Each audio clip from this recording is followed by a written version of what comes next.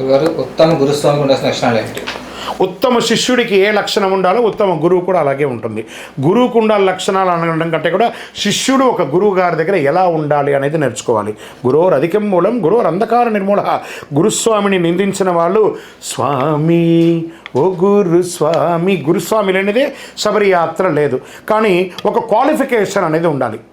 ఎలాంటి క్వాలిఫికేషన్? ఇప్పుడు మనం 10th పాస్ అయితేనే కదా ఇంటర్మీడియట్ పాస్ అవుతుంది కదా, డిగ్రీ పాస్ అయింది కదా, పిహెచ్డీ అలా చేస్తాం. అలాగే ఒక గురుస్వామిగా ఉన్నవారు తను ఒక 18 యాత్ర శబరిమలకి వెళ్ళిన వారుగా ఉండాలి.